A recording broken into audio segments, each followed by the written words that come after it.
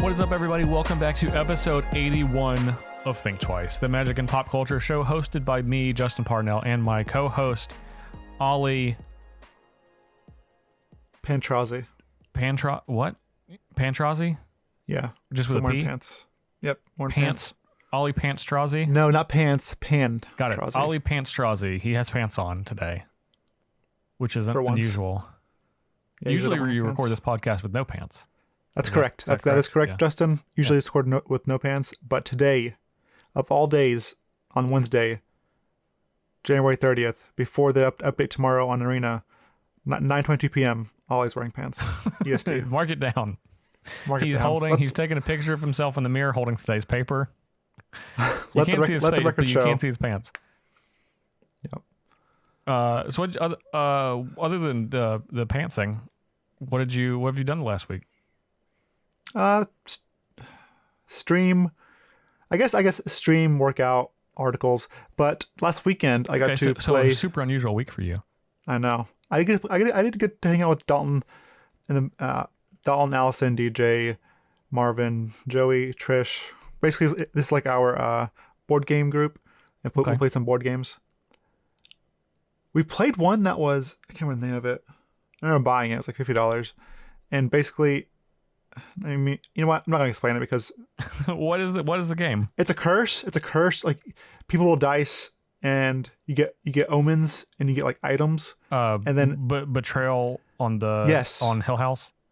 Yep, that one. Yeah, that's a great game. Okay, so you knew what it was. Yes, I've played that game many times. Yeah, it was fun. It was fun. We were going to play it one time. I was the old lady with smart, but moves very, very slow. Yeah. Of course, typical Ollie stuff.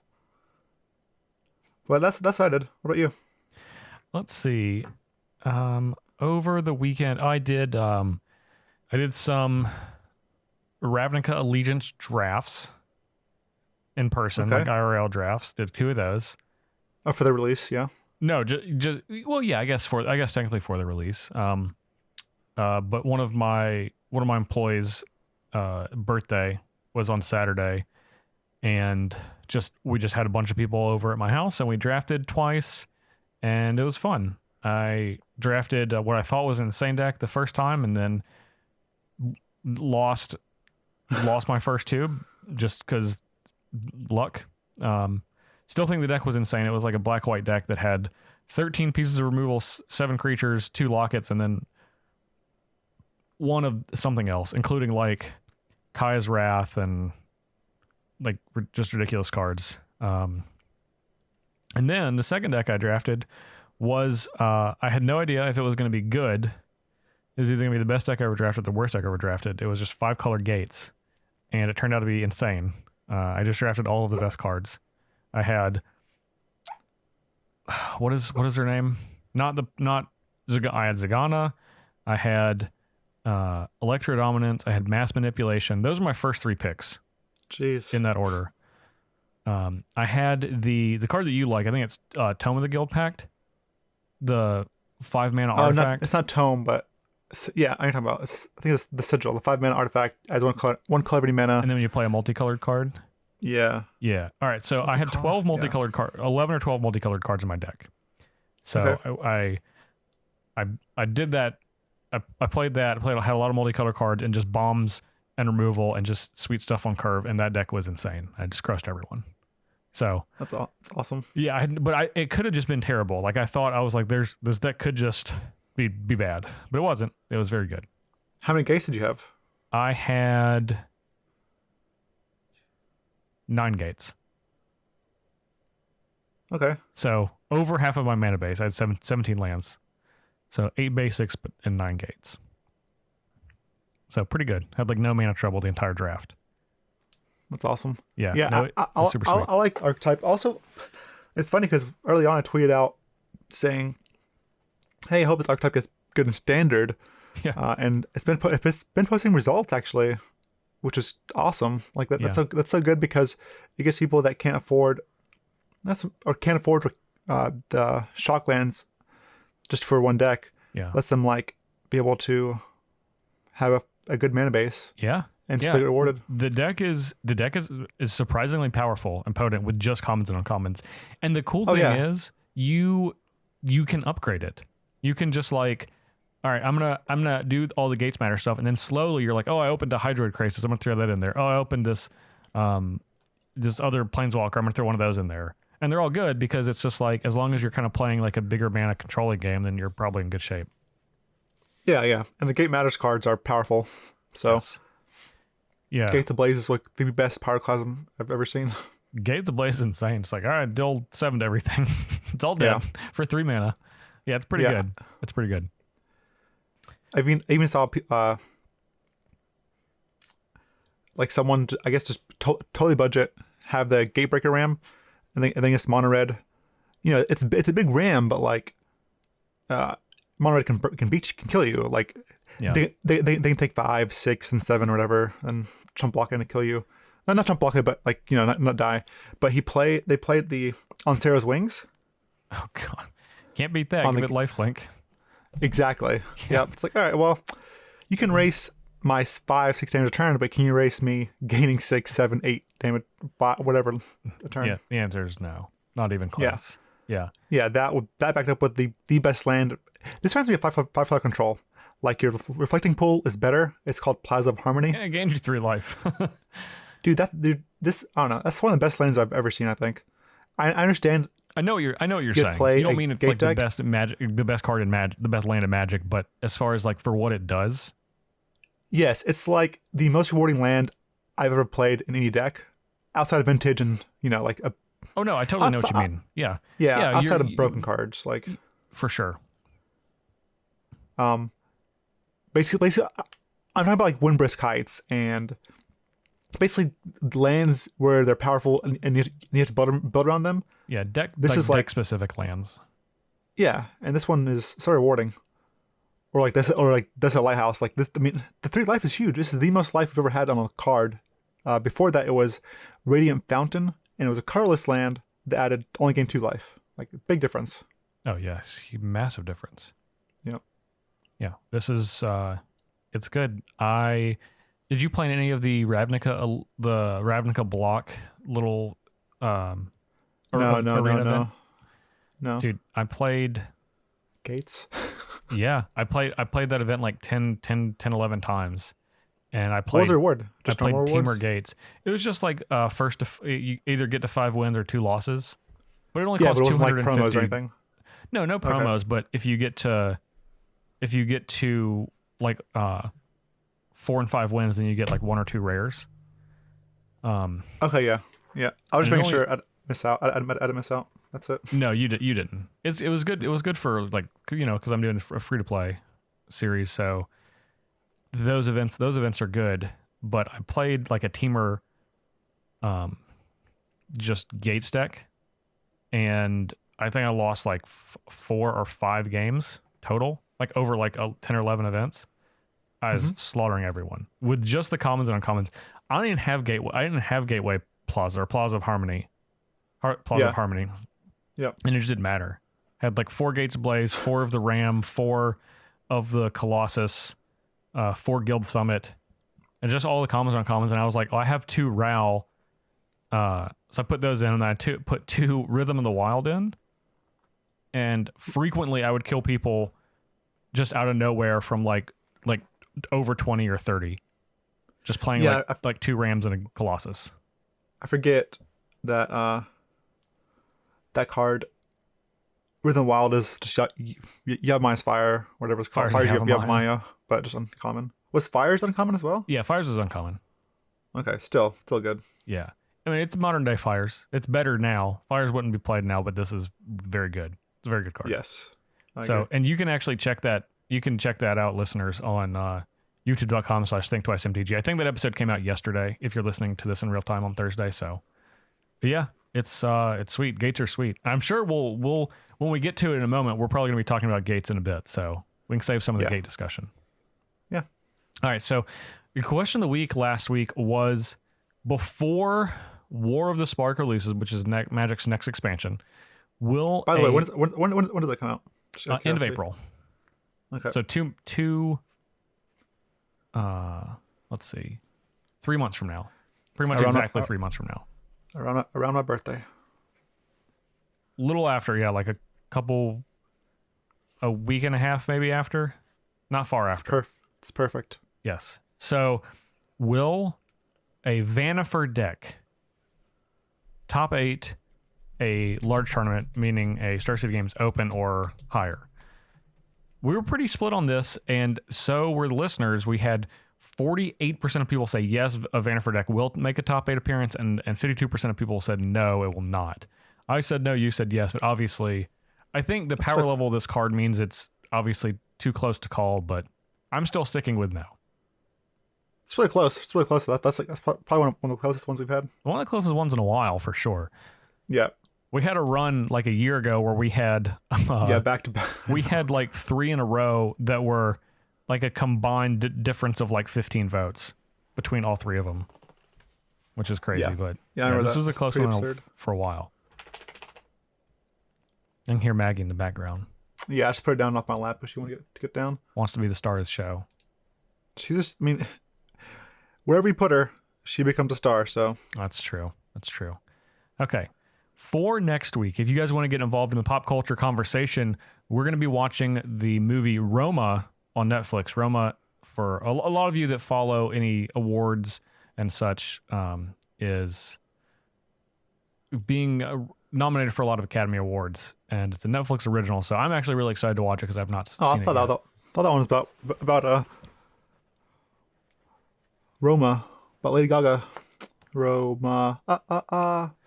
Yeah. No, although ironically, the Lady Gaga's movie A Star Is Born is also nominated for best picture, just like Roma is. Beautiful. But that's not on Netflix, and we're gonna be watching Roma next week. Anyway, we want to thank everyone that's listening on one of our platforms: SoundCloud, iTunes, YouTube, Stitcher, Google Play Music, and Spotify. Please leave us a like, a share, a subscribe, a comment. All of that really helps. Get the word out about the show. And of course, you can support us at patreon.com/thinktwicemtg. Ali, are you ready to get into this weekend? My body's ready. Excellent. All right. Ali and I are teaming up for the Team Open in Baltimore this weekend. We're going to be back in just a moment to tell you what we're playing.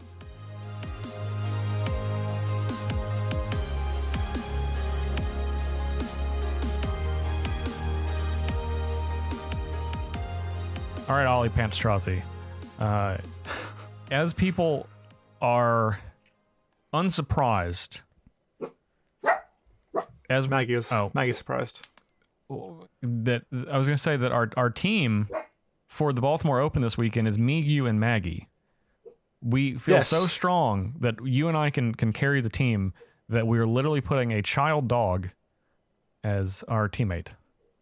Yeah, but in reality, let's be honest. I think Maggie's gonna carry us. Probably carry the team, yeah. Yep. Emotionally, for sure. Emotionally, for sure. Yeah, with no question. Got to have an emotional leader of the team, and that's Maggie. Yes, she's the cheerleader. If you're salty, Maggie will take that away from you. If you're upset, she'll take that away. Yeah, she'll literally lick it off your face. She will. If you are crying and salt's coming out of your eyes, she'll lick that off. So that is technically true. Yeah, I agree. I mean, I there's literally zero disagreements from me. Yeah. Maggie is the best. So in all seriousness. Yes, we usually team with, like, you know what? I think we've teamed with Steve Mann. We've teamed with Joseph Herrera. We've teamed with Harlan Fire. Who else we teamed with? Is that it? Orrin Beasley. Are we forgetting anybody? I hope not. No, I think that's it. So now traditionally, we've actually kind of gone all over the place with formats. Ollie has never played Legacy when we teamed. He's either played Standard or Modern, and I've never played Standard. I've always played Modern or Legacy. So that's good. We're usually at least kind of operating on the other end of the spectrum. So this weekend, Standard is going to be the Ali Aintrazi format of choice. I'm going to be, I think in this case, taking one for the team and playing Modern, which is the format that like no one wanted to play. And our teammate, Charles surprising Holland. because it's the most popular format. It is. And our teammate Charles Holland is going to be playing Legacy, which is I think he feels the most comfortable in Standard, but not as comfortable as you feel in Standard. So he feels second most comfortable in Legacy. He feels most comfortable in Standard? Between the three, yeah. I mean, just Arena. The Arena effect is real, man. People play a lot of Standard now. What's he been playing Standard? Out of curiosity. He has been playing the Drake's deck. Okay. And we were just talking about decks from this past weekend. So we watched obviously SCG Indy. So I don't know if he's bringing a Standard deck, but I mean, even though since we knew he was going to be on Legacy, he hasn't really been focusing too hard on Standard. But before Ravnica Legends came out, he played a lot of is it Drakes? I was going to say I don't mind playing some Sultai in Legacy, but since he's been practicing, and I've been practicing Standard, a lot. I think we stick with what we got. So why don't we start with you, since you're going to be the first seat. Okay. What am I playing? What are you playing? Tell us right now, and you're locking it in on the show. I know. Don't do that. I'm just kidding. I know that's not the case. I'm down between 3 decks. That's pretty good. 3 days out, 3 decks. If you can eliminate one today, and then eliminate one on Friday, I think we'll be in great shape. Yeah. You sound really confident that's going to happen. That's not usually how it happens, though. No, never how it happens, ever. No. If we can get it to 2 by Friday night, like before we go to bed, then I'll feel like that's a win. Yeah, which is kind of funny, but yes, I think you're right.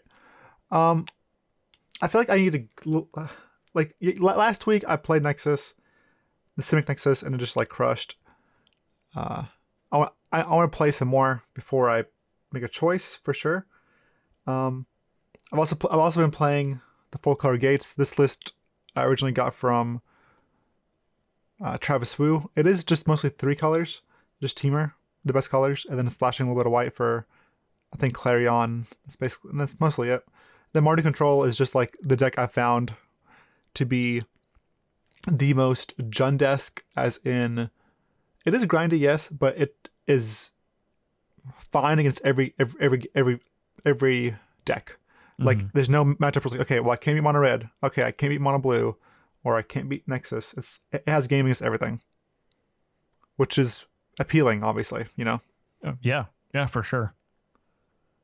But those are my decks. We can dissect. We can go into them, or we can. No, let's go ahead and go. Let's go ahead and jump in. Okay. All right. So, you've seen. I mean, the Simic Nexus list is just basically blue-green. Yeah. The reason it's so let me tell chat. If you have the brew book, this is it. This is but the way the Simic Nexus deck wins, it has 7 creatures. It wins with 4 Frilled Mystics and or 3 Hydroid Crisis. Non-creatures you have are Blink of an Eye, Search for Ascanta, Root Snare, Growth Spiral, Chemistry's Insight, Reclamation, Precognitive Perception, and Nexus of Fate. And then important lands are obviously, you have 4 Memorial to Genius and Arch of Vraska. You're basically all in on the common play in game 1. You are all in, and you have Frilled Mystic 2 is the only card that's okay, I'm not fully in, but I can disrupt here and there and etc. Mystic gives you the edge in the mirror match, where it's basically a race, but you have 4 creatures that can tempo them or counter their important spells and let you combo off. Also, after board, it's still really good because it makes negate not counter every spell, and Mystic can be negated as well, which is also nice. Yes, yeah, that's in fact the only counter spell that can't be negated. And Hydro Crisis, but yeah. Well, Hydro Crisis isn't a counter spell. Oh, sorry. The only counter spell can be negated. Yes, you're right. Yeah. I've also seen the banned versions they're not running Hydro Crisis. I've seen them run Dawn of Hope and other things. That's a bunch of people that haven't cast Hydroid Crisis yet. Well, I think it's because they're playing Teferi. They're playing Gift of Paradise. Like they can't really afford to be too heavy on the top end. Where my top end is literally Crisis. There's no Teferi in my deck. Yeah. I guess Nexus of Fate is off top end too, but basically like those decks have Nexus, they have Teferi, someone plays Sell the Wreckage. If they also play Crisis, they have to go like even more top heavy. So that's a deck that was doing really well last week, and you actually tuned in to a couple of games with that deck. I did. I was very impressed from what I saw with the Simic Turns deck. Personally. Yep. Like that deck seemed like it was one, it is your exact play style. More so than I think any other deck. Yeah. You were, as is often the case, extremely familiar with your deck and the format. And I don't know if going into week 2, where people kind of have a better idea what's going on, that helps or hurts. Yeah. And I guess that's kind of the question that we're asking for this, right? Is what has changed from this week to last week? But last week I would have said, yes, this is the deck you should definitely play for sure. Yeah, I 1,000% played this deck last week. Like not close. Like Yeah. this deck was one I locked in. Actually locked in early. I was looking at flights, but flights were outrageous. So Yeah. and I didn't want to make a 10-hour drive. Yeah, it's understandable. Yeah, it doesn't matter how good your deck is if you're just going to have a miserable time overall. I did see one person playing this deck day one. Our lists were similar, but they had 4 ops instead of something else. I'm not sure what it was. I can't stand that card in most Me either. decks. I think the card's bad. I think the card's terrible. I think Opt is good if you're doing like Crackling Drake type things or Arclight Phoenix type things, where it's like it matters that it's a cheap spell more than its effect. Yes. But otherwise, Opt is so low impact, like outrageously low. Yeah, it's super low. Like I can see it in Drakes, and I think it's fine in Mono Blue Tempo because you're limited to your stuff, and you're Mono Blue Tempo you're playing like 19 lands or whatever, low amount of lands. Yeah. Yeah, but I don't like Opt. Even in a combo deck, which is weird. Like I don't like Opt. I don't like Opt. No, I'm with you. I talk poorly about Opt frequently. Okay, so moving on to the next deck. All right, well, I guess you tell me which one you want to talk about next. Since we're still on Nexus, we can just go to 4 color gates. Okay. Or the Wu Gates deck. Spoiler alert, also has Nexus Fate. It does have Nexus of Fate. This one has slightly more land, one more land, and its only 2-drop is Growth Spiral, and I guess Expansion if you want to count that. No, don't want to count it. Okay. After that, that's it. We go big, but then like to slow the game down, because obviously against control you don't care how the longer the game goes, the better you are. Because you have Expansion, Explosion, you have Nexus of Fate, you have Hydra Crisis, so the game goes long, you don't care. That's good for you. However, against aggro decks, we do care. So we have 4 Gates Ablaze, and then 2 Deafening Clarions on top of that to basically 6 board wipes early-ish to try to shore that up, to get into the later game. Your life gain against them is just the Plaza of Harmony and Crisis. Yeah, this deck was also good. I played it in best of 1. I think we went 7-0 with it. Mm-hmm. It was just really good. Guild Summit is like this deck. You think like this deck would be kind of bad versus control, or maybe rough if you know the deck list. If someone told you Gates versus control, yeah. But you have so many cards you have to deal with, like Guild Summit, Hydra Crisis, Expansion, Explosion, Nexus of Fate. It's just rough. Yeah, I mean, even without that one, like you can. No, I'm counting that as a threat that they have to deal with. It is, yeah, it is. It's just so many like powerhouse cards. But again, it is a gate deck. Even though it has like the tools to answer control burn. Burn and Mono Blue are I won't say are insane matchups. Like good matchups. They're not known for their speed. The gate deck is not known for its speed versus Correct. those decks. Yeah, but this versus Sultai, you just demolish any Sultai deck. The deck that won open last week. Yeah, that's a good place to be because I think that's what people believe is the deck to beat in standard going into this weekend. It definitely is, and it's what I feel like people will force their teammate to play that or mono red. Like if someone's new, they're like, okay, just play mono red. Yeah. If they're not new, they play. Let's say play Sultai. So yeah, and I think you're going to see a lot going in for a team event, and we've talked about this before. I think you almost often see the kind of, I don't want to say maybe not the cream rise at the top. You see people playing what they believe is the best deck in the format for their team most frequently. More frequently than you would in a fully developed individual tournament metagame.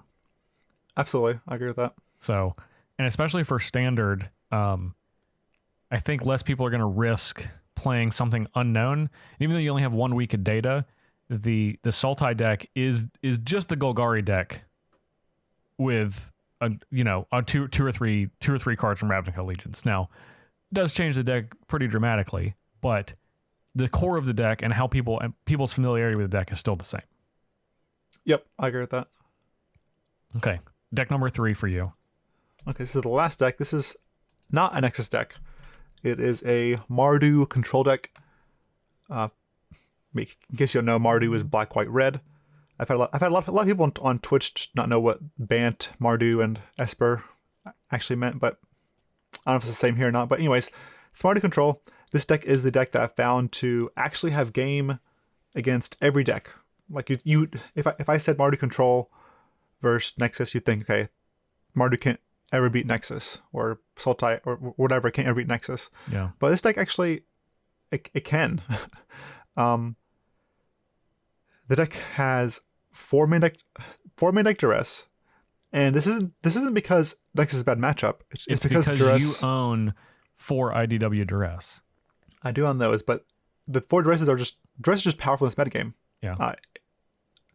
Like it's insane versus mono red because you have 12 bolt. It's just like discard a card, gain 3 life, or get a frenzy or whatever. Against Nexus, hits everything, almost every single spell. Against control, it's good. Against the mid-range decks, it's good. It's decent. Like the worst place it's at is versus Sultai mid-range, but it hits their haymakers, which are Vivian Reed and Fine Finality. It doesn't hit, I guess, Krasis, but it hits the other 2, which is important. And then, also against like Nexus decks, you have not only duress, but you have Basilica Bellhaunt. This card is good against decent against them, but insane against mono red. It's KO versus mono red. It's like gain 9. Yeah, it comes into play, makes them discard a card, you gain 3 life, and then has a magic 4 toughness. Yeah, it's just really good. So unless they have Lava Coil, which is a card that they do not even have they can't even keep that in after sideboard because you have so few creatures. Yes. Then they just can't. It takes multiple spells to kill this, or running a creature into it and then burning it. Yeah, the literally only other way out of it is just having a big Steamkin and bashing through it. But that's the only creature that gets through this. Yeah. Real quick, just so people know the deck list, it's 2 Karns, 2 Angrath, 4 Basilica Bellhaunt, 2 Lyra Dawnbringer, 4 Duress, 4 Kaya's Wrath. I'll make it 4 Mortify, 2 Thematic Compass, 4 Treasure Map, 2 Dawn of Hope, 2 Eldritch Reborn, 2 Captive Audience, and 1 Ethereal Absolution. Captive Audience is really, really good against the Nexus decks too. If you resolve that, yeah, they go through. They're like, all right, next turn, all right. What's happening this time? Yeah, you're discarding your hand. You're going to 4, or yeah, exactly. Like what's happening? This card is this is the card that you want to cast against them as soon as possible. You also have again, on top of Duress, you have Basilica Bellhaunt, and you have Angrath, which is good. And you also have Mortify, which deals with their Reclamation, Search for Contas, etc. Yeah. Well, and then it's I will say that this deck it does the things that I like to do the most, so I'm certainly drawn to it. And you also have figured out the secret best new removal spell in Standard, which is Mortify. Yes, this deck has, I'm not sure if you noticed or not, but this deck has 0 main deck Bedevils, and it's because Mortify is just better. Yep. Bedevil just rots in your hand against a lot of decks. Surprisingly rots in your hand against not a lot of decks, but next to Fate, I guess. And that's important. That's important though, because Mortify is better against that deck. It's also better against the Gates deck. It's just hitting enchantments is so important now. Every single deck has a critical creature or a critical enchantment that Mortify kills. All of them. 100% of the decks. Even Mono Red does. So Mono Red definitely does. Yeah. Esper Control might not, I guess. But that's like the only deck. They have like Chromium and Teferi. But sure. You have four minute Duress. You have Dawn of Hope, Eldritch Reborn, Treasure Map. You have a lot of nightmare cards for them already. Yeah. Yeah.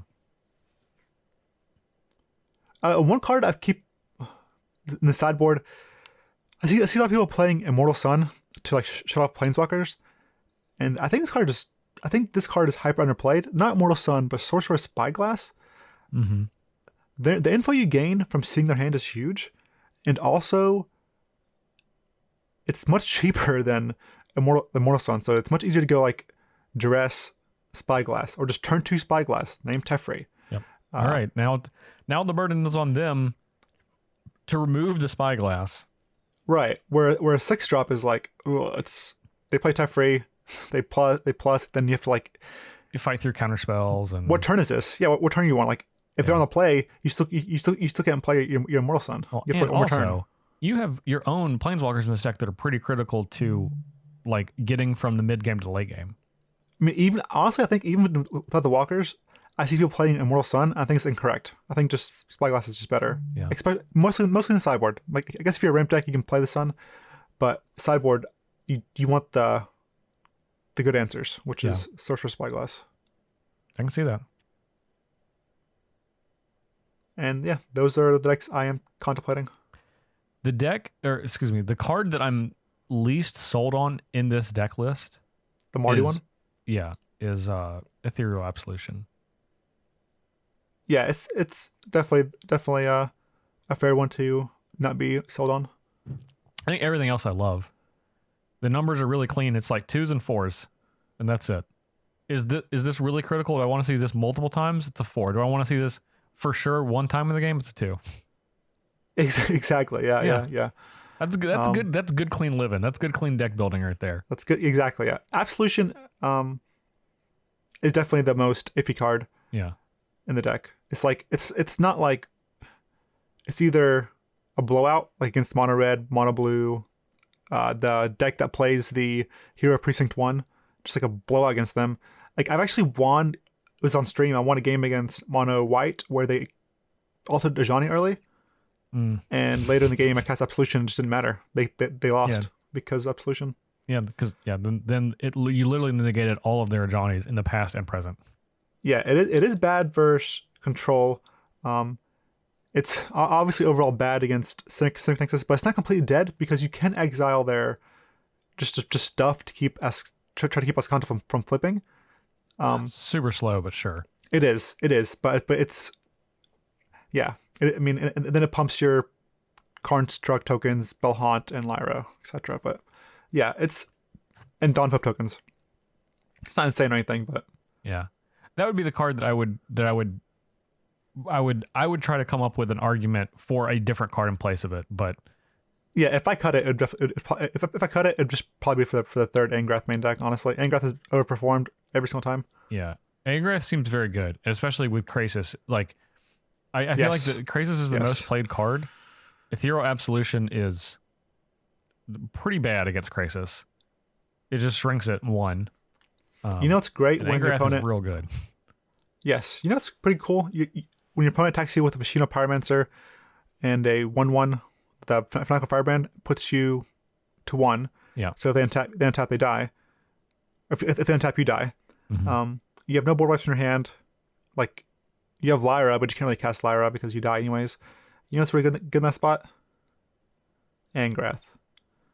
I had a game where that happened. I played Angrath, stole the Firebrand, untapped it, killed the Pyromancer, passed a turn.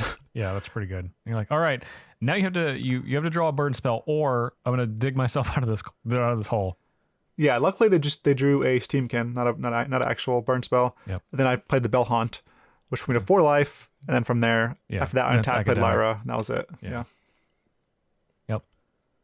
I'm in. I think if I were ranking these decks, I would rank them Simic, turns, Mardu. then Mardu, then Gates. Yeah. I know where you're leaning. Yeah. I know you. All right. Well, speaking of me, do you know me? Because I do. I'm torn between two modern decks, and I'm trying to decide which of them I have to think less.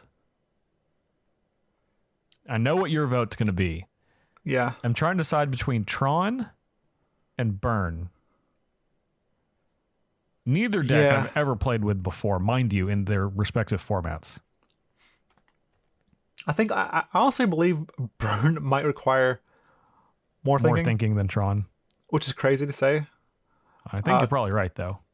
I think once the game gets going, so Burn requires more thinking once the game starts. Yeah. Tron requires much more thinking before the game starts. Opening hand, mulliganing decisions, how you sideboard. Mm-hmm. That matters a lot more than after the game progresses. Yeah, for sure. Because then you're just like, well, this is what I got. I'm gonna play it or I'm not. And the reason I lean towards Tron, like if you had told me, like if no new cards have been printed for Burn, I would just tell you no, you're playing Tron, because last time I teamed up with a Burn play for the Triple Modern event, they won like 2 games out of 2 matches out of like 7, 6. It was terrible because Dredge had Creeping Chill, and it just guys like lightning Helix, and then the combo decks are faster than you. Yeah. So it was just like wasn't good. But now you have light up the stage, and skewer the critics. And skewer the critics. You have another lightning bolt and skewer. So I'm not sure. It's definitely better, but I'm not sure how much better it is. From what I've actually talked to a lot of people that have played Burn over the last couple of weeks, preparing for the change of the format, and most people I have talked to have said that Light Up the Stage is like the best card in the deck now. I mean, I believe it. So that's a card that I like a lot, and I think that it does power this deck up significantly. Yeah. Which is why I'm trying to decide.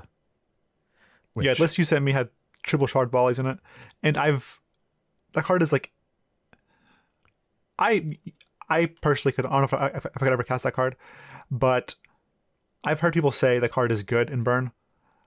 Well, it is. I do know that it is significantly better with Light Up the Stage, because just naturally you will have more lands. Okay. You know? But it's only 4 Light Up the Stage. That's true. There's only 3 Shard Volley. And that was when I looked at the list, I was like, 3 Shard Volley seems like too much. 2 I can get behind because it's another bolt, and it's the one you play to kill them. Like it's the last one you play. Yeah. 3 seems aggressive. 2 I can get behind as well. 3 seems like, dude, if you have 2 opening hand, you can't keep that, right?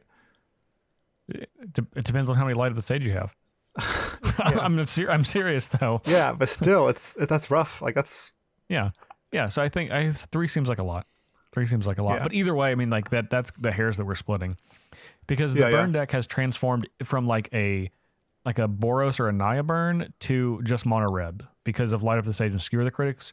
You are just a lot faster than you used to be. You're slightly less resilient because you don't have Lightning Helix, but you are just faster. Like you just killed them a turn faster, which is a lot. Yeah, I can definitely see that. It's just, I think it's much easier to counter Burn with random, like Auric Champion, just whatever things. Mm-hmm. And Tron, people think the difference between that is like people think they can counter Tron, but they can't. They can't. Yeah, they keep printing cards that people think are great against Tron. Like, oh, that's it. Tron's dead. It's like, guess what? You've simply slowed me down for 1 turn every 4th game. Yeah, and honestly, if whatever you feel more comfortable with, I'll let you play. My vote's obviously for Tron. 1, because I know how to sideboard with it. 2, I can help you with mulliganing decisions, and that's very valuable. Yeah, as far as Burn, like I've played a lot of Legacy Burn. Well, I will tell you that Basically- this deck is a lot closer to that now than it was. Yeah, I saw Lawmancer. Lawmancer's like a control card, that's for sure. So I could help there as well, but not as much as Tron. So I don't know. I think it's going to be a game time decision. Those are the two that I'm deciding between. If you listen to this on Friday, you should let me know what you think. I'm not saying that's going to factor in my decision, but I just want to know. You should. Yeah, let us know. I do think I'd go with Tron, but I don't know. I'd Light have to of the say Stage is a really powerful card. I know, but you have to have it every turn. You have to have it like not every turn, but like you want it every game, and it's only you only have 4 of them, and you have no other way to. But it's not like the deck is terrible without it. Correct. Yeah. It's just a. Well, I think Burn's terrible without it. I think Burn. I don't think it's playable without Light Up Stage. But we have Light of the Stage. We do. That's the problem, or the dilemma, I guess. Yeah. A lot of decks are not as good without their best card. Yes, but Tron is like all the cards are the same card. It's like it's all lands. I think Tron is unplayable if you don't have Urza's Tower. But it's not but you have like more than 4 copies. You have more than 4 copies of Urza Tower is a thing. You have like 12 copies of Urza Tower, then a bunch of ways to Yeah, cantrip. but you also have like 16 copies of Lightning Bolt in this deck. It's true. That's a lot of Lightning Bolts, man. Yeah, Lightning Bolt isn't even the best card in the deck. Live stages. Yeah, but it draws you 2 Lightning Bolts, which makes it the best card. Oh man! All right, this one's tough. I'm just saying. Have you played? You haven't played either one? No. Oh man. Okay. I mean, I know. I feel like well, that's the thing. I know how to play both of these. Like, I just haven't played them in tournaments.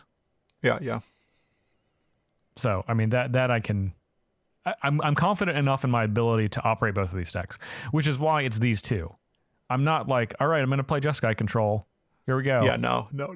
Yeah, well, I'm not doing that. We're Tron and Burn, and I'm not saying people that don't want to play these decks, but they require to get from never played them to playing them in a tournament. I think the bridge is a lot shorter. That's all. Yeah, it definitely is. Okay, so for Legacy, our friend Charles is going to play a blue-red Delver deck with Terramander that I designed, which is the deck that I would be playing if I was playing Legacy. So I actually think the deck is going to be very good. It's a very aggressive Delver deck. 4 Delvers, 4 Terramanders, 2 Snapcaster Mage, 2 Young Pyromancers, 4 Brainstorm, 4 Force Will, 4 Ponder, 4 Daze, 4 Lightning Bolt, 4 Chain Lightning, 2, I think we decided on Preordain, and then 18 lands, including 4 Wastelands. So it's pretty one straightforward. Fire Blast. Oh, never mind. And 1 what? Fire Blast. I mean, look, we discussed having more exotic burn in the sideboard just for a little extra reach. Yeah. And you could certainly play a Fire Blast if you have 4 Volcanic Islands. It's possible. Yeah, I'm not sure it's worth it, but yeah. It's probably not, just because you have blue, so it's unnecessary. Oh, sorry, I forgot to mention the best card in the main deck, 4 Spell Pierce, which I think is very, very good right now and extremely good specifically with the Delver Terramancer combo, or Terramander combo. That makes sense. Yep.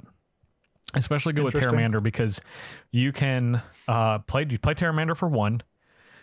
Unless something forces you to, you don't make it into a 5/5 immediately, so usually you do it at the end of their turn. Yep. And that allows you to hold up blue spells, like Spell Pierce. So yeah, and Terramander also pitches to Force Will, which is nice. That's a big deal. That's not a small thing. Yeah. Because previously, with these type decks, your threat that you had to pitch to Force was your best threat, which is Delver of Secrets. So now it hurts a lot less to do that, knowing that you have something similar. But anyway, also this is what now? Also, Graveyard Hate isn't like brutal against you. No, Yeah. Yeah, you can just like, if people are just packing serious Graveyard Hate, you're just like, I'll side out these Snapcaster Mages. Yeah, but, that's it. Yeah, but otherwise, like, I can still just clock you, and burn you out. And the game plan to do that is actually pretty easy. Deck is not good against Chalice of the Void, but that's why we're packing 3 Smash Smithereens in the sideboard, as well as obviously having 4 Spell Pierce and 4 Force of Wills and 4 Days. So a lot of permission, as well as something that kills artifacts and deals them damage. So yeah. I'm also fine with a copy of Shattering Spree if need be. That is more how many red sources are you playing. Well, it's Fine. not how many red sources are you. The question for Shattering Spree is, are you playing a mountain? And Okay. we're kind of going back and forth on playing a mountain in the sideboard. Powder keg then. Powder keg them. That's too slow. You don't have time for that. I mean, you just pop it right away for Chalice of the Void. Yeah, you can pop it for Chalice, but if you have Powder Keg, you just play Smash Smithereens. You just deal them 3. That's true. It's true. It's kind of the same thing, except they die. It's true. Yeah. So anyway, that's the plan. That's our team. We have 1 deck locked in. Choice of 2 in Modern and choice of 3 in Standard. Hopefully, we can figure it out by Saturday morning. I think we will. Okay. We'll let you know. We'll have our winners interview here on in this spot next week on Thinktwice. So you guys can look for that once we've won the tournament. Hooray! All right. Are you ready to move on to the next segment? Yes. All right. Magic Story has finally returned. It's a whole lot of guild stuff. We'll be back in just a moment to talk about Illusion of Child's Play.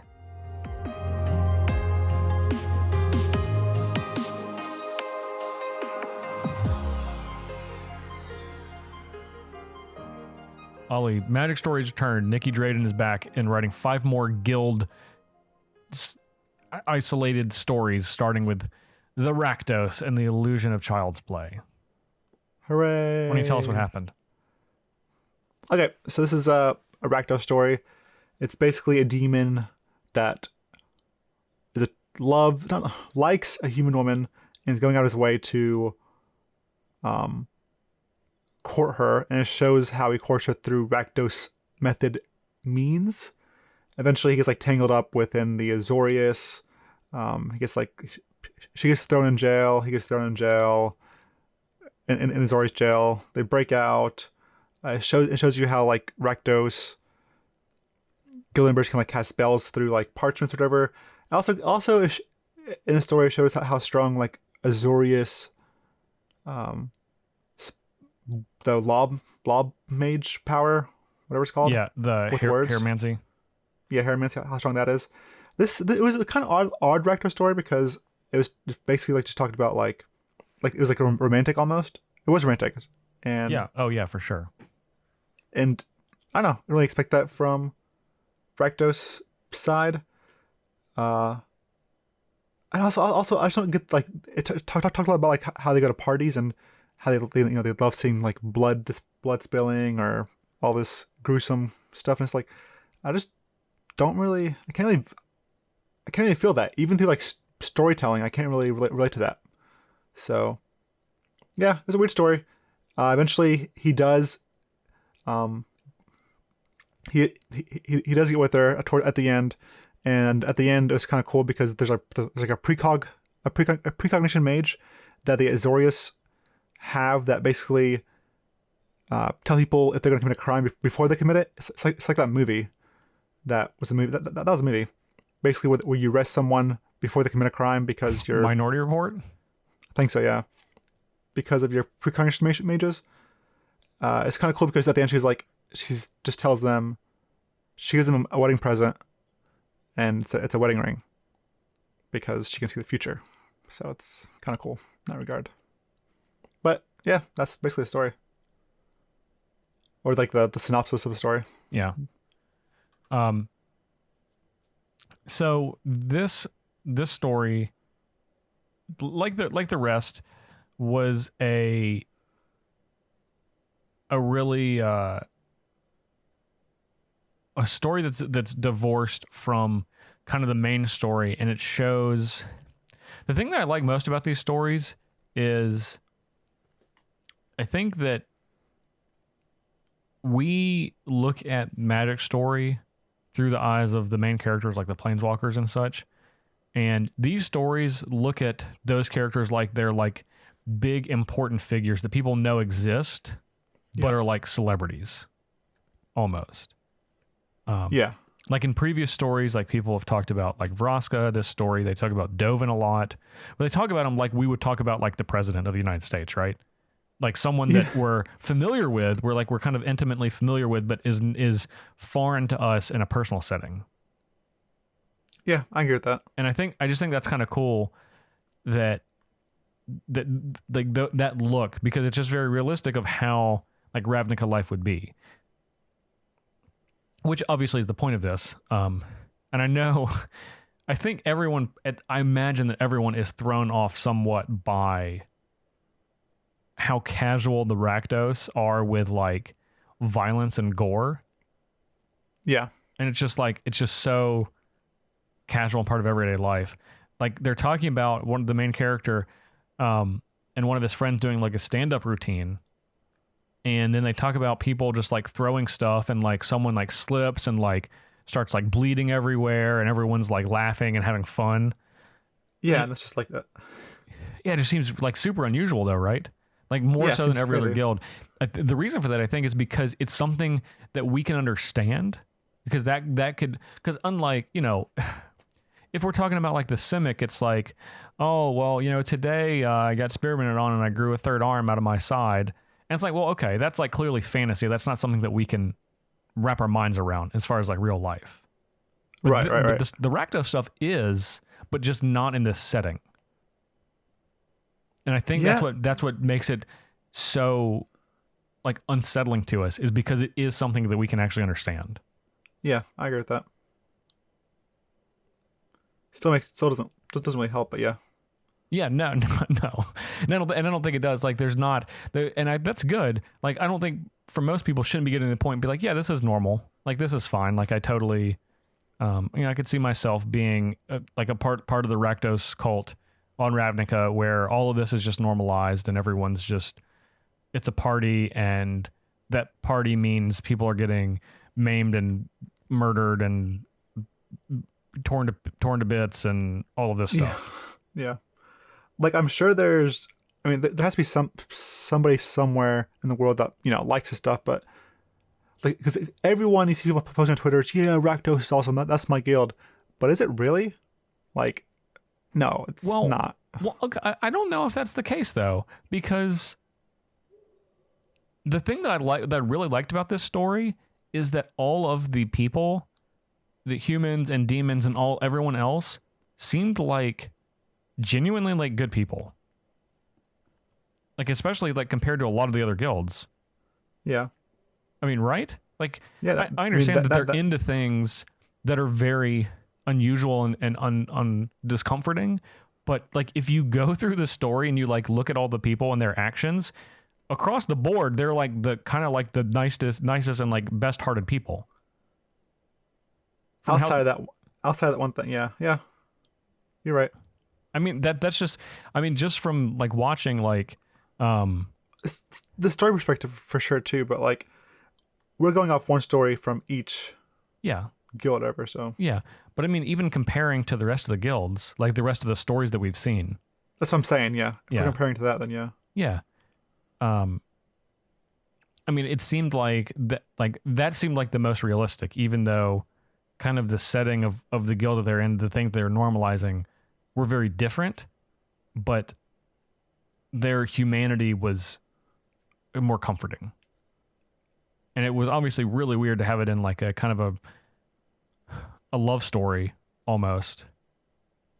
But, I think that's kind of the magic of these stories, lowercase m. Yeah. That was the weirdest part. Like, it was like a love story. But it wasn't bad. It wasn't a bad thing. It was actually pretty cool. Yeah. But it was just it was weird. I enjoy the story still, but again, it has that taste of like these stories don't really mean like they don't mean anything when it comes to the grand scheme of things, because it's just not gonna do anything when it comes to like Bolus. Yeah. And the Gatewatch or whoever first Bolus, basically. Yeah. So yeah. And as we talked about like previously with the Guild of Ravnica stories, like it's almost unfair because these stories are good and they're written really well. And I actually really liked this story, but I could not continue to read. Like, after we get to the end of this section, we're going to be having read 10 weeks of these stories. And I think that's the most that I could possibly stomach.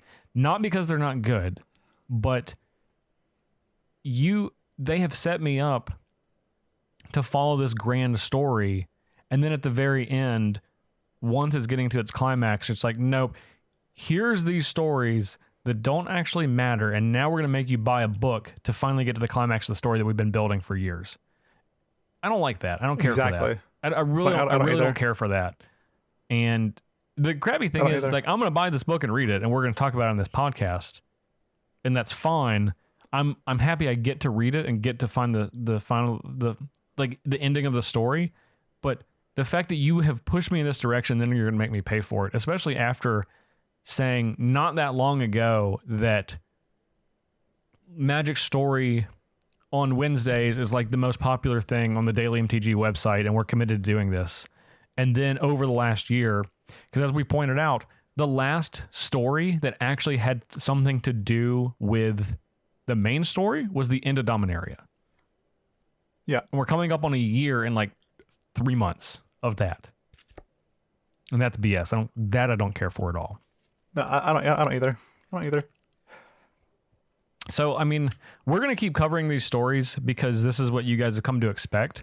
But there's inevitably, despite how good they are, because this story is really good and like the author's done a fantastic job, but inevitably our frustrations are going to seep through. Yeah. I agree with everything you said. The story is good, author's good. It's just there's a big picture and we have 20 of these stories. Yeah. I like the story. This is not the subject matter that I want. Yeah, I agree. And ultimately that's what it comes down to. No fault of the author, who I think has done a good job, but man, this isn't the story that I want to hear. We're going to read it. I'm going to read the rest of these, but I don't want to hear this story. I want to hear the story that you've built me up to care about. Yeah, I agree. I have no... there's no excitement to read this next story or there's nothing to really look forward to. I'm not looking forward to any of these stories at all. I can't disagree. Yeah. I wish that I could. I wish I could be like, oh no, maybe like one of these stories is going to have, like, I know the story we're going to cover next week is the Gruul story. Maybe the Gruul story is going to have talk about Dovin and be like his backstory, but I also know that that's not. Yeah. And it's like, or Domri rather, but yeah. Yeah, I said Dovin. Yeah, Domri. Yeah, it's going to be Domri's backstory, but it's not. It's not going to be. No, Domri might be mentioned in the story as like an aside character they talk about in 2 sentences, but he's not going to be part of the story, and we're not going to learn anything about the main story. Don't dangle this string in front of me and then pull it away at the end and be like, how about this? No, I don't want this. I want this. Yeah, I want this other thing that you've promised me for free. Just my time. Whatever. I think, I don't know. Like we said, we'll continue covering these, but this is how I think Ollie and I both feel. Definitely, yeah, definitely is. Okay. Well, all right, Ollie, anything else on No. Illusion of Child's Play? No, just ready to move on. Yeah, I mean, I am. Definitely ready to move on. Well, I think it's appropriate that this the story's name is the Illusion of Child's Play, because we're going to be going on to a movie that you demanded that everyone watch. Don't. The thing is, like, someone's going to take you seriously. That's not what happened. Anyway, Ollie and I watched Prodigy on Netflix, and we're going to be back in just a moment to talk about that.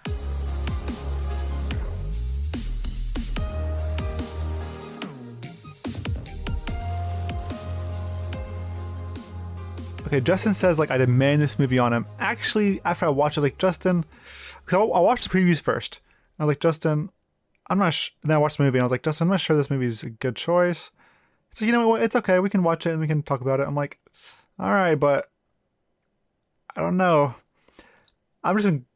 Obviously, I'm going to spoilers, but no spoilers yet. But I did not like this movie.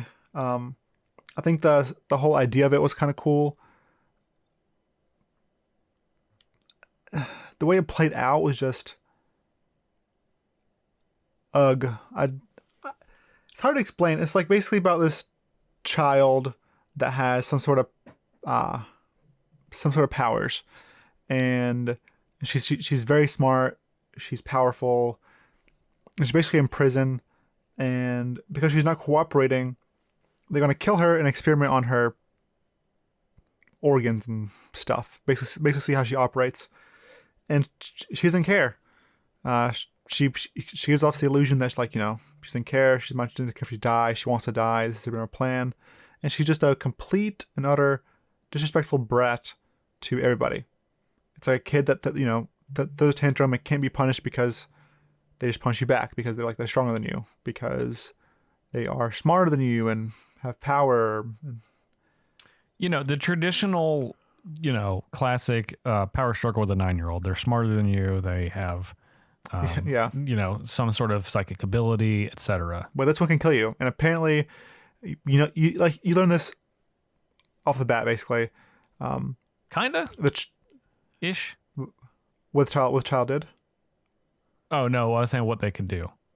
Oh no, you learn the reason they're in this place is because they actually killed their mother, and this is the reason they're on not necessarily a trial but quote unquote trial. Why they think she should get the death sentence and they should kill her because if she doesn't kill her mother, she can kill anybody. There's no one basically if this child can kill the mother, then there's no one that she won't kill. Her mother wasn't like a bad person that abused her or anything, so why should we save her if she doesn't want to be saved either? And they get this final therapist, psychiatrist, last ditch effort. He goes in without reading her file, so he has no idea what to expect. He goes in and starts evaluating her. Then and that's basically the story. Without going into that's spoilers. that's the setup. Yeah, so to speak. Yeah, I give. So hold on. Yeah, let me get mine. Let me get mine on in here. So, right. I think the fact that you had a 9-year-old that wrote, directed, produced this movie is pretty remarkable. See, I didn't know that until you told me. Which makes a lot of things make sense, right? As far as how the movie is put together. Yeah. Yeah. Still, yeah, it does. Okay, but it's not. I'm lying. Yeah, I'll say it does, but my rating's not changing. It just seems like that a 9-year-old put this together and also starred in the movie, because. Oh, nice. That's not what happened. Because the characters are all the most cookie cutter characters that are literally just they're not even characters. They're caricatures of characters that are the most generic characters possible. It's terrible. Do we have precedent for rating movies below 1 star? Oh, I was gonna give this a 1 star. I was gonna snap. Yeah. So my question is: are we required? Is 1 star the lowest that we can go? Because I think so. Yeah. This is the worst movie that we've ever talked about on this show. This is the worst movie I've ever seen in a very, very long time. I don't know if it's the worst movie I've ever seen, but it's definitely the worst movie we've talked about. Oh, for this sure. This is the new low for 2019. And the thing is, the synopsis I told you about, sounded okay. That's not bad. But the movie is just, seriously, it's someone talking about this child that's, kind of like X-Men, powerful, people want to kill her. You're like, okay, this is kind of cool. Let's see what happens. And then just it's terrible. It is terrible. So I went and looked on Rotten Tomatoes. This movie has an audience score of 80 and a Rotten Tomatoes score of 68.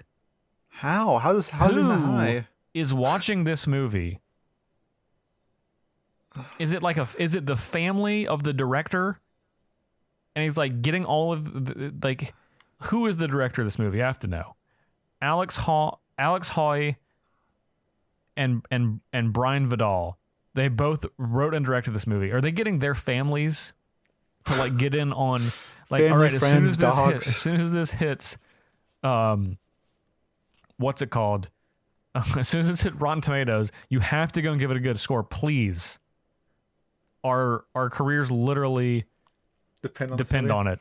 Well, sorry about that. This is terrible.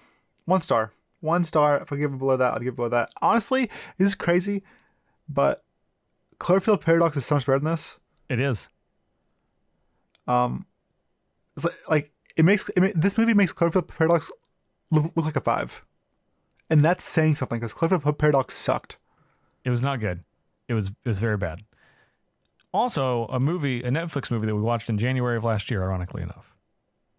Yeah. As was Bright, January of last year. I don't know what these January Netflix movies are doing, but not good. And this movie came out about a year. It came out in March of last year. Honest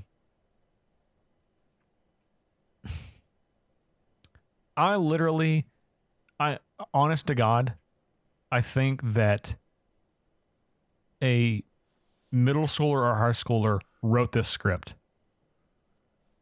and then convinced someone to make a movie out of it. The writing is so bad. It's so generic. All of the characters, you know exactly what they're going to say, and they're all these like just cut out characters. There's the psychologist that's down in his luck and he's had rough family life, but because of that, he's able to connect with the Child. difficult to understand, highly intelligent child that he thinks he can make a breakthrough, and she's pushing everyone away because she's really special. And then you have the lady that's has a long past and has been beaten down by her career ambitions, and all of the rest of her life rides on making this breakthrough. And then you have the colonel who is hard and very unreasonable, and he won't listen to reason, and everything's about reason, and everything is, I went to the military and I want you to know that. Then you have the 2 idiots that are sitting there and only are making quips. You have one that's slightly chubby and is the, I guess, the comic relief, and the one that is, slightly British and is the voice of reason. And then you have the psychiatrist who literally stands there, only speaks in complete sentences and doesn't use contractions, and basically is like reading off a psychiatry pamphlet in all of his lines. I think that's all of the characters. Am I missing anyone? The child, the problem, but and then the child who is burdened by her own intelligence. And she can't make a connection with everyone, and she's pushing everyone away because no one understands her. And then this one person comes along and finally makes a breakthrough but not really. It's terrible. Honestly, I recommend people just follow us to spoilers. All right, the spoiler warning, beep boop, beep boop, spoiler warning, spoiler warning. All right, you should just keep listening because this movie is terrible, and nothing we're going to say is gonna spoil this movie for you. Yes. If you have not watched this movie, don't. Yeah. Save your time, please. Yeah. Spoilers. It's just the movie's crap. The movie is garbage. What spoiler do you want? She's just a misunderstood child that's like pushing people away, and you find out, she's just, you just have to love her a lot, and she didn't kill her mom on purpose as on accident, and then let's ignore all the other things she's done, and the way she talks. I'm sorry, I know the way she talks, just like the way everyone talks, is just so like. I was hoping at the end of the movie when they finally when the colonel got like the SWAT team and like was gonna break in, I was like, the only thing that saves this movie is if they bust open the door and just riddle them both with bullets. Yeah. That didn't happen though. No. The thing is, like, God, you're right. It's so terrible. It's so terrible. This is the best thing about this movie is it's only an hour and 20 minutes. Like it doesn't take long. Like you don't have to. If you watch this movie for some reason, if you listened to us last week, bless your heart for watching this movie. Maybe you can get some. Maybe you can. Now, again, I do want to remind you to blame Ali, not me. But I told you, like, Justin, this movie is really bad. You're like, no, it's fine. I didn't get it right. You know what? You did say it was bad, and you're like, you said, you're like, I didn't enjoy this movie. And I was like, okay, well, sometimes I like movies that Ali doesn't enjoy and vice versa. We'll give it a shot. Yeah. Should have dug a little deeper in that hole that you're trying to set up for me. Well, I think it's like, yeah, I also like, I remember Googling the Rotten Tomatoes reviews to basically be like, okay, look, this got a 5 or 10. But no, they got over 50, which means like, yeah, they're not good, but audience score of 80%. Like what? What? The acting in this movie is so bad, all of it, including the little girl. I understand that it's this 9-year-old girl that's repeating complicated lines, but it doesn't make her sound smart. It makes her sound like an asshole. The whole movie. Yes, arrogant and obnoxious. I understand that she's so smart, but first of all, if she was really that smart, if she was that hyper intelligent, she would understand the effect of the words that she's having on people, which she did not at all. They're like, she's highly manipulative. No, she's not manipulative at all. No, a manipulative person says things that you want to hear, not the opposite. Exactly. Like everyone's dumb. Everyone in this movie was an idiot. She's kept provoking. There's no manipulation. It was just like, I'm gonna push you away. I'm gonna push you away because my life is tragic. It's like, shut up, you're a child. Nothing has happened to you. It's honestly, just because she was saying big words and was claiming to understand things that were clearly beyond her experience. And I'm not even saying that she wasn't intelligent, but that's not how intelligence works. Just because you're smart doesn't mean you've had life experiences beyond your years. That's just not how it works. Like, she doesn't understand that. Like, it's like they displaced like a 40-year-old woman and put her into this 9-year-old's body. And that would have made more sense than this movie.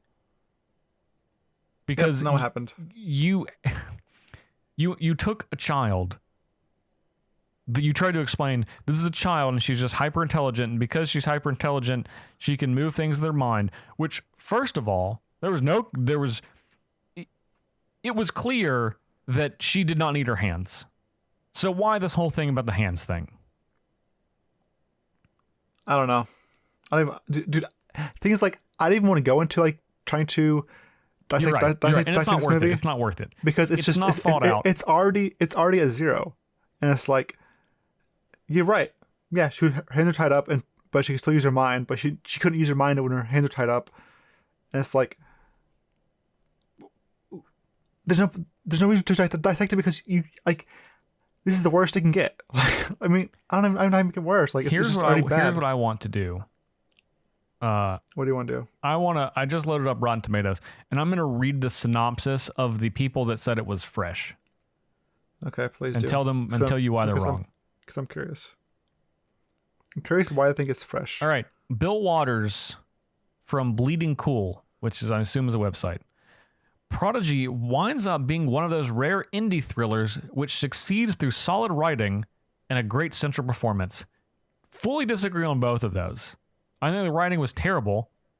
The lines, literally, the words that the characters are saying to each other are so stupid and so obvious that I literally believe a child wrote it. And a great central performance. No, again, because you have a child that can read and enunciate, that doesn't make a great performance. No. Okay, moving on. Doesn't Trace Thurman from Bloody Disgusting doesn't break any new ground with its subject matter, but the technical merits and the performances make it worth a watch. What are the technical merits of this movie? It took place in 2 rooms. Literally 2 rooms. And again, I'm not sure what the performances are. And let's pretend for a moment that the performances of the 2 central characters are the ones they're talking about, because these side characters are horrendous. All of them are terrible. Even still, I don't see how that someone believes that these performances are anything to make note of. All right. Betty Jo Tucker from Real Talk Movie Reviews, who also looks like a 95-year-old woman.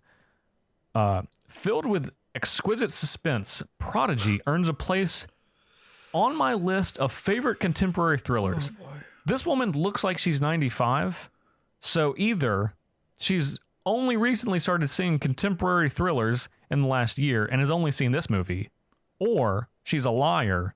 I'm going to have to disagree. Molly Freeman from Screen Rant. Prodigy offers a compelling, if low-budget psychological thriller that's elevated by the lead performances and a twist on the classic sci-fi premise. What is the twist? Where was it? Did I miss it? There's no twist. There was no twist.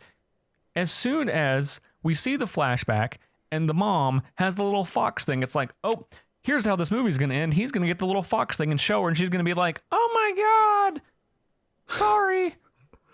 And that's exactly what happened. That was the twist. If this was a twist, what did Molly Freeman believe was going to be the ending before that happened? That's what I want to know. What was the ending that you were prepared for? And then this, to you, this M. Night Shyamalan level twist happened that they had literally been setting up since 10 minutes into the movie. You are just... Please don't... I know some people don't like M. Night Shyamalan, but he doesn't deserve this. No, I'm saying, like, if this person believed that this is a twist. Yeah. Anyway. All right, now I found one I agree with. That gave it a fresh rating. It doesn't really say why. Norm Gidney from Film Threat says, the film has a lean cast and very intimate feel. Now, that's true. That's probably because I imagine this movie was made for about $10,000. That's not a knock, but it also feels like it was made for $10,000, which is a knock. Matt Pajovic from Matt's Movie Reviews, who gave this 4 out of 5 stars, by the way. A terrifically tense sci-fi thriller, Prodigy makes efficient use of its intimate setting to make for an engrossing genre piece filled with depth and suspense. I literally disagree with every single one of those words except for the word Prodigy, because that is the name of the movie. And also, the kid is not a prodigy. They're a brat. I don't even... what is that even... Yes. Anyway. Next, this is the last one I'll do. Jared Mobarak from the Film Stage. Holly and Vidal use supernatural powers, the mechanics of which are stunning considering the low budget, to show how monsters are often created via the act of being hunted. What? I don't think that is the case at all. She wasn't hunted. No. You mean... What do you mean being hunted? You mean someone that killed someone. I won't say murdered. That would maybe imply intent that wasn't... Manslaughtered. That was involved in the death of her parent directly, and then presumably questioned by the government or whatever government agency was wanting to question it, and rather than tell them what happened, the child refuses to cooperate, citing supreme intelligence, and then simply insults everyone for what I imagine is up to a year before they decide, rightfully so, that we literally think this person is a threat to society because, as far as we understand, they killed their mother in cold blood and are refusing to cooperate with us. Yeah, of course. Does this child not realize if she just told them what happened, that none of this would have been the case. No, And not she's only too that, smart. She's too smart. She's too smart to tell him that. But she had a chance to do that at every single point of the way. But yeah, she's too smart smart. because she thinks she's smarter than everyone else. But she's literally like Stupid. she just can say large words. She just has read the dictionary. Okay, she has a high reading level. Yeah. All right. I'm done. I can't anymore. This movie is terrible. It is terrible. Don't ever watch this movie. If you ever feel like watching this movie, come back and listen to this review. Did Meredith watch this? They would watch Oh yeah, with she you? watched it with me. She was. She asked me if we could turn it off, and I said no. We can't. We need to finish it. So Meredith is Justin's partner. So what? That's funny. That's glorious. I watched it alone, sadly, and yeah.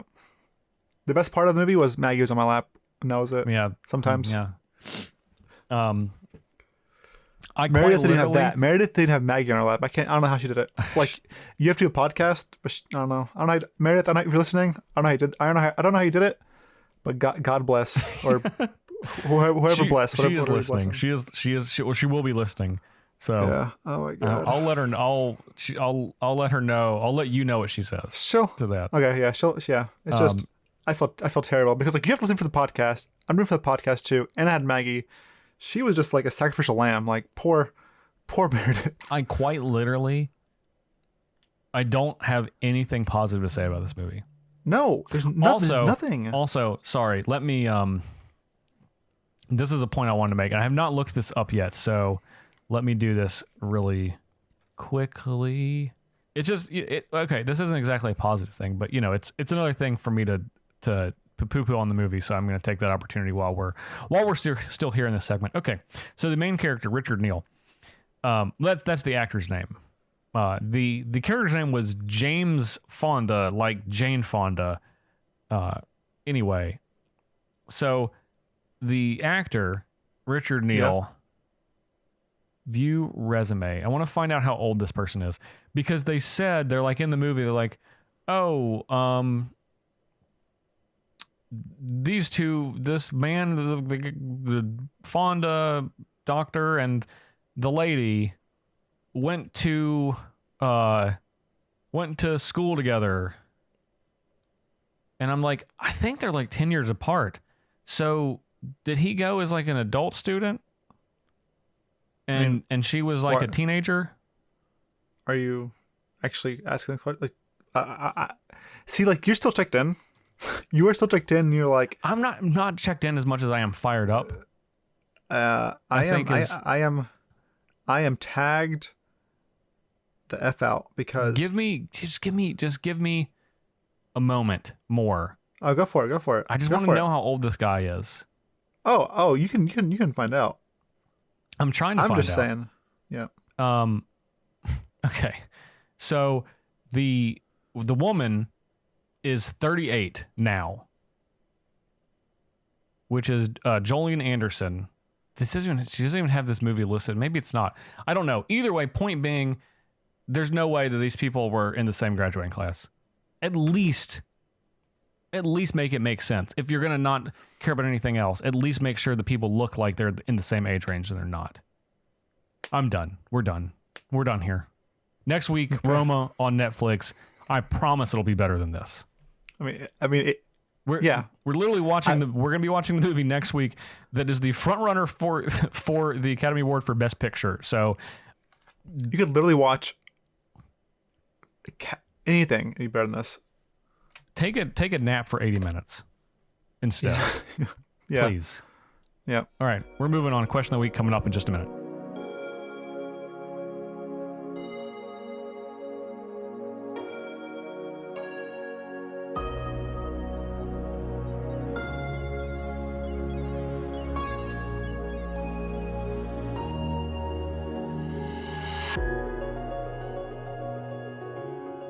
All right, Ollie, you know what it's time for? Question Prodigy! No, God, stop. Let it go. Question of the week. Dude, I would rather watch The Meg 10 times than watch Prodigy again. Yeah, well, The Meg is significantly better than Prodigy. Oh, my God. aggressive, but it's true. yeah. All right. So Ollie, we talked about Rakdos today in the Magic story, and this got me thinking.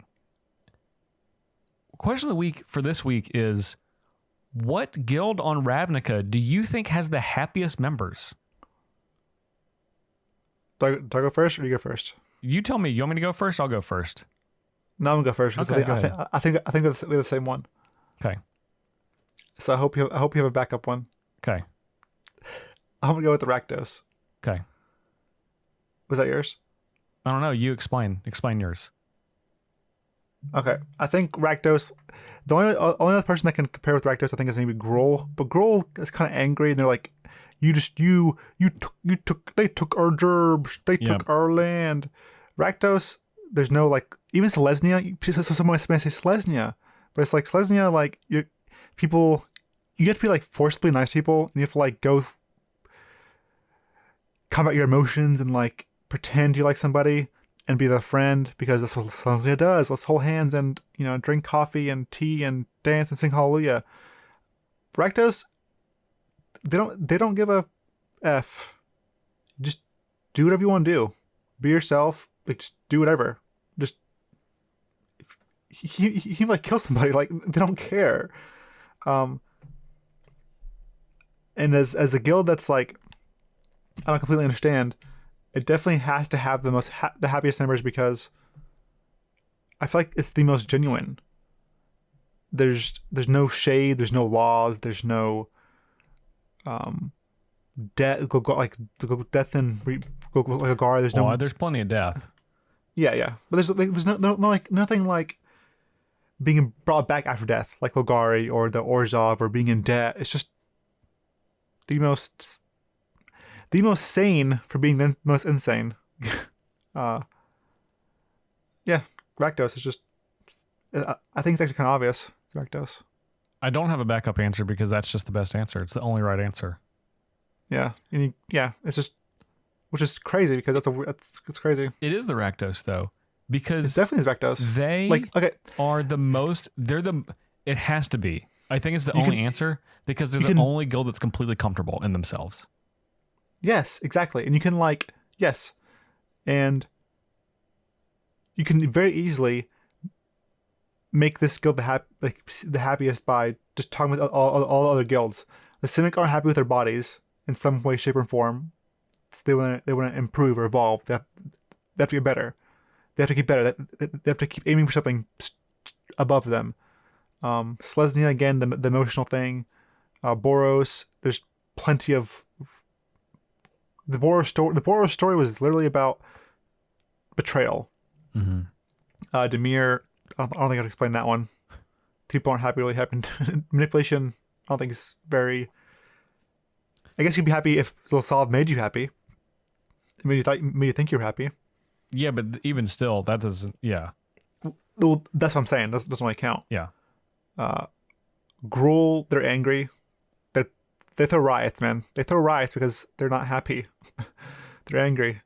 What else is there? Orzhov, no. Can you imagine being so indebted that you die and you're still indebted? The most miserable. Azorius, everything is rules, even things that are like everything is like punishment because you broke a rule. It's a headache. Yeah, the rules are rules, and yeah. And Golgari is like probably the only one they can maybe say something about, but they also follow. Like the Golgari story was terrible. Like how people betray each other to be like a mentor to some person. It was just, I don't know. I don't like that either. Yeah, and then I don't. Did you say Selesnya yet? Yeah, Selesnya, like you get to be fake friends with people. Like I don't know if you have to be fake friends. Nice. Well, fake nice. Like if you fake nice. Like, there's one guy that was literally moving across town, and saying because he had a job or something because he didn't want to be neighbors with his quote unquote friend. It's true. Jesus Christ. Well, also that's miserable. They're like, okay, in the Selesnya, everyone's happy and we're all harmonious, but outside, if you're not our friend, you're our enemy. The Rakdos doesn't think about that. They're just like, What? We don't care. Whatever. Are you Rakdos? All right. You're not. All right. I don't care. It's fine. Yeah. Yeah, don't care. Yeah. They're definitely like yellow. Yeah, Well, but and it's weird because it's like they're all you. But not a stupid way. No, like a completely like they. I mean, honestly, I think they're legitimately like not YOLO, but actually a Carpe Diem. Yeah, it was just the same thing. Well, but Carpe Diem just sounds much fancier. No, and not YOLO is not the same thing. retarded. YOLO is you're an idiot and you're 5. Exactly, but that's not. But you say that because kids say it. But like, that's why I don't say it because I'm not an idiot 5-year-old. Anyway, okay, but I'm saying like anyway, same thing. Yeah. Go ahead. But yeah, no, they legitimately are just they're totally comfortable with themselves, and this is also going through this story made me realize it's like there's no way that Bolus could ever have control over this guild, despite sharing 2 of the colors. He could not get the people that were in the guild. Like, he's not pushing to the point of anger or wanting to make change, like with the rest of the guild, because they just don't care. They're just like, no, it's fine, everything's fine. Like, Yeah. Why would we need to change anything? Yeah, Like, exactly. Yeah. Even Like, the guild that they Rakdos is dislike the most, which is the Azorius, they're just like frustrated and kind of annoyed at them, but they just make fun of them. Yes. Yeah. Yeah. And what's crazy is like, is Rakdos the only guild member that's been like the guild leader the entire time? 3. Well, 2. Okay. Rakdos, Lazov, and no, I Okay, guess Lazov Lazov, wasn't. It was It was before him was a vampire, right? It says that, yeah. I mean, technically Niv Mizzet was, but I Not guess anymore. Niv Mizzet's not anymore. Yeah, so it's just Rakdos. Let's see. So it's none of those. Not Gruul, not Okay. Azorius, not Orzhov anymore. Yeah, just Rakdos now. Yep, Rakdos is the yeah. only one. The only Paron, so to speak. There's a reason for that. Yeah. Because no one cares. No one wants to overthrow him. No one like. Yeah. They're like, yeah, no, you're good. Let's Yeah, just and keep the party going. Rakdos isn't like idolized either. He's just like, yeah, Rakdos is cool. We like Rakdos, and we like throw him a good party, but like they're not like crazy over him or anything. Yeah. I like Rakdos. Yeah. The guild of the Rakdos cult is the cult only of- actual the cult of answer Rakdos. Yeah. to which guild is the happiest answer. However, if you disagree, we'd love to hear it on Twitter. Ollie, where can people find you on Twitter to disagree with you? Twitter.com/Ali Aintrazi. Find me on Twitch.tv/Ali Aintrazi. CoolStuffInc.com. Videos go up to Wednesday and Friday. Best of 1 Wednesday, best of 3 Friday. Find me also on YouTube. YouTube/Thinktwice MPG, where I do my stream highlights. Yeah. What about you, Justin? You can find me on Twitter at jparnell1, and you can find me on Star City Games and YouTube. I'm the host of Commander Versus series, and you can find Commander Versus live 5 p.m. every Wednesday on twitch.tv/SCGTour. So those are all the different ways you can check out a lot of Commander.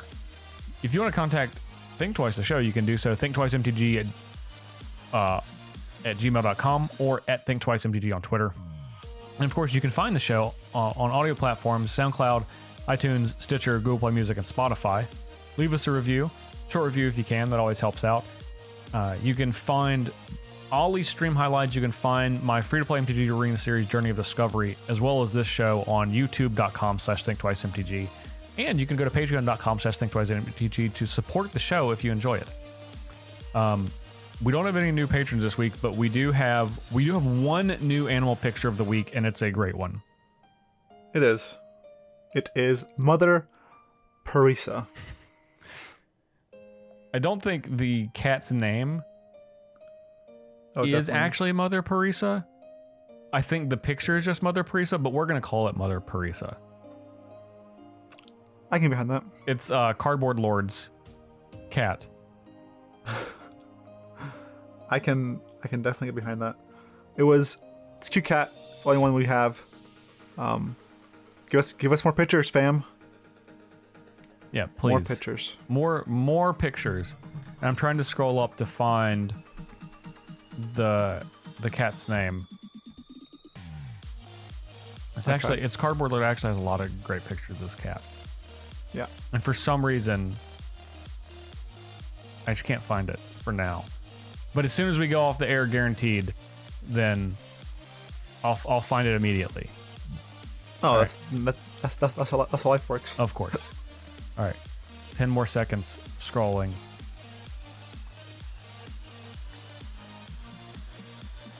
We're done. That's it. Yep. 10. Okay. All right. Anyway, Mother Parisa, great picture.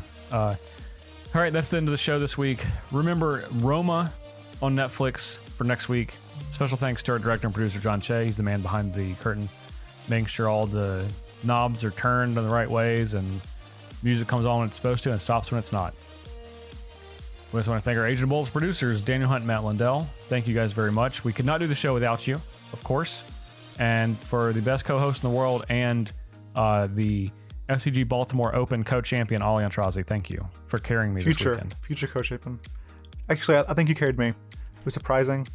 I'm a precognition mage. I can tell you just carried me with Tron really well. Thank you. With Tron. Okay, yeah, I hear you. I hear you. All right, that's it, guys. Thanks for listening. We'll catch you next week. Bye.